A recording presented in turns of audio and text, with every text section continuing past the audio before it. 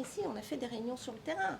On a fait des réunions à l'école, avec des directeurs, avec le département, avec le rectorat, avec tout le monde. On vient ici. La MDPH n'était jamais venue. On vient ici aujourd'hui pour essayer de comprendre. C'est bien la MDPH qu'on doit pouvoir comprendre ce qui se passe.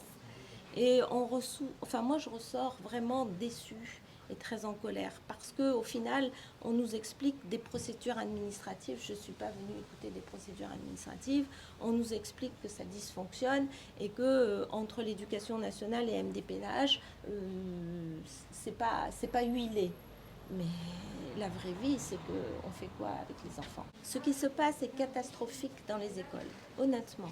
On peut toujours nous expliquer que c'est mieux qu'avant. Bien sûr, on parle de si bas.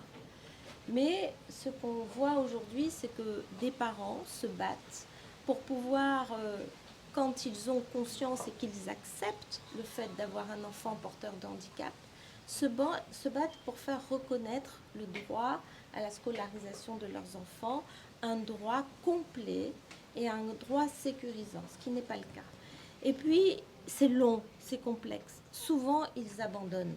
Donc le combat ne fait que commencer. On va continuer à se battre pour que ce qui est déclaratif soit réel. Cette égalité de droit, il faut qu'elle soit réelle. Et donc c'est un combat. On a gagné une bataille. Il y a encore quelques mois, on voulait faire payer aux communes les AESH entre midi et 2.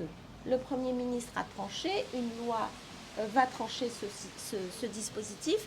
L'enfant doit avoir un plan d'aide complet avec un AESH qui lui est attribué, affecté toute la journée, y compris à la cantine entre midi et 2. C'est ce que aujourd'hui le droit dit.